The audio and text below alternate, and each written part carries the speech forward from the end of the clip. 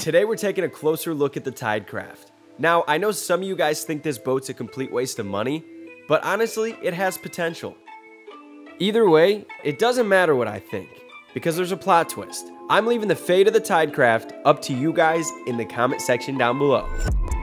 So today we're taking a look at the Tidecraft. We're gonna go over this thing and show you into detail every single thing that's wrong. There's a mixed bag of comments about this boat right here. There's some people saying, dude, get that thing fixed up and sell it while you can. And then there's a tiny amount of people that think this boat is better than the Bass Cat. I want you guys to help me out here. By the end of this video, leave me a comment down below. Let me know. Do we just fix it up and sell it? Do I hold on to it? What are we doing with this boat? So there's definitely a number of things wrong with this boat right here, but the thing that makes this boat different from the Bass Cat is this was somebody's project that they had already started. Although it looks a little beat up on the outside, on the inside, it actually has a lot of new stuff. So let's start at the front of the boat. You know, the trailer, I don't know what's going on here. If you guys look, whoever had it before me decided to start spray painting it, and I'm not sure what that's about. I don't know if they were just trying to stop the rust. That's kind of a mess. Underneath, we'll just go right into it. There's some dings. Nothing insane, but there's definitely a few like right underneath in the fiberglass. There is some form of epoxy on it under here, which I don't think you guys could see on camera, but that makes me a little bit happier because, you know, maybe they tried to prevent water from going in there or moisture. Not a huge deal, we can get that fixed. Now, this guy right here has me a little concerned. I don't know how sealed this is. I don't know if that brings in water. People mention that this is for the live well in the front, like that's how the water comes in.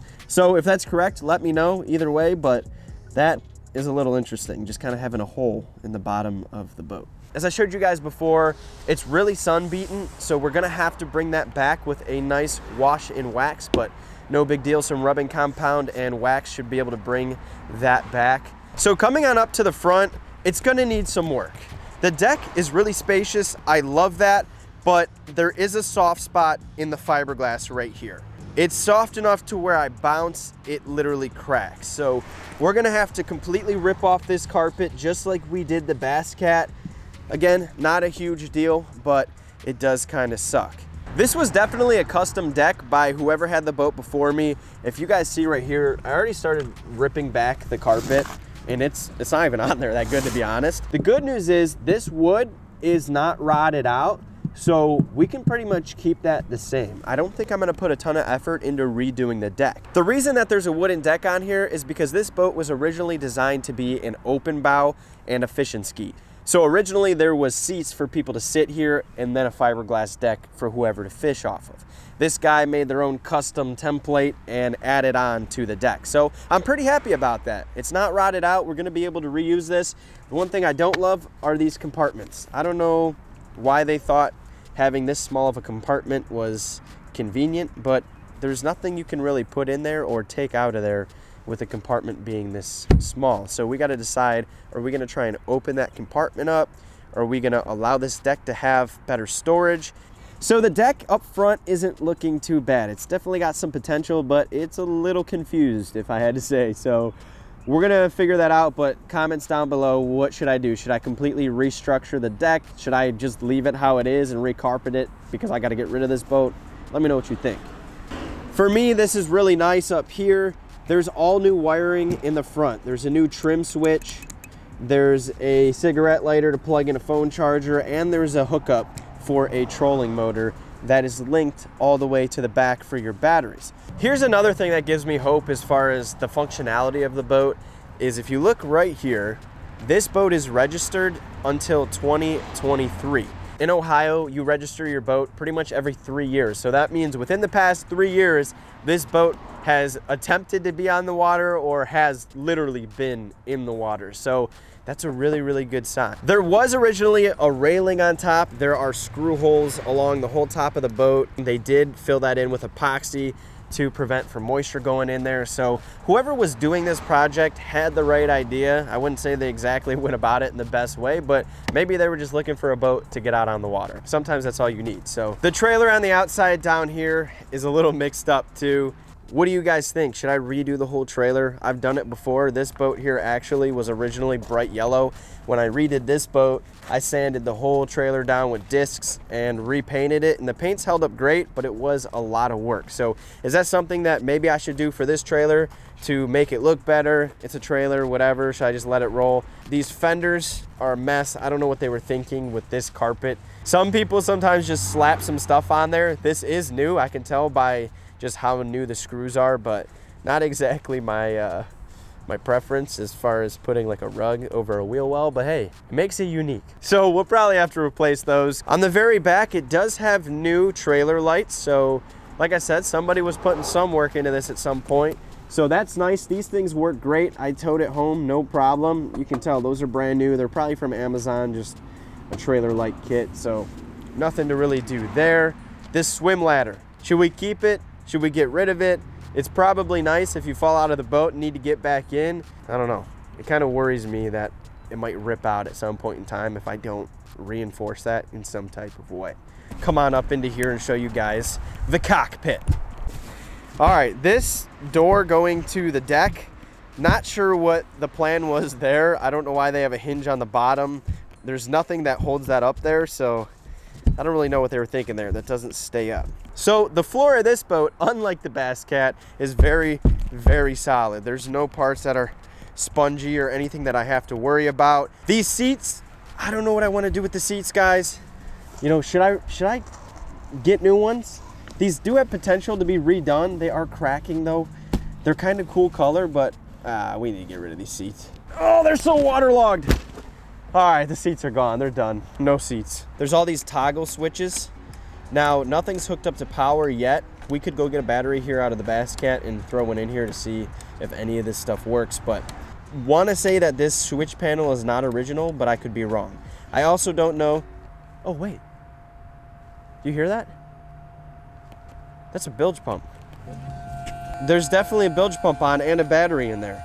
How funny is that both times looking at the boats, I flipped the switch and the bilge pump came on? Okay, well, this switches to the bilge. So I don't know, let me know what you guys think. Is this the original switch panel or is that aftermarket? Along with the gauges down here, those look aftermarket to me as well. They look pretty new for, you know, what year this boat is. I think this boat is in 1995, 1993, something like that. I gotta look at the title. I don't remember exactly. There's some holes up here in the top of the dashboard. Not a big deal. I don't know why those are there. Those clearly were drilled by somebody for some specific reason, maybe a fish finder, I don't know. They probably mounted their fish finder right here, ran the wires down through here into the battery back there. That's probably what those were for. Windshields, I don't know what the heck happened to them. I wish I had them. I did a lot of searching to see if I could get new windshields and we struck out. So this is a mess. I don't know if I want to replace this whole mechanism. It does work. Everything is connected to the engine, so they got this far. And honestly, actually, now that I think about it, these throttle cables aren't bad at all. They're actually really solid. I thought they were a lot worse, but maybe that's just the Bass Cat. In this panel in the back is where all the good stuff is. This is actually what makes me very happy about this boat, because whoever was restoring this definitely put some time into attempting to make this clean. So let's open this guy up. Let me know what you guys think. Is this gas tank original? Did they actually keep it clean, or do you think somebody dropped that in there?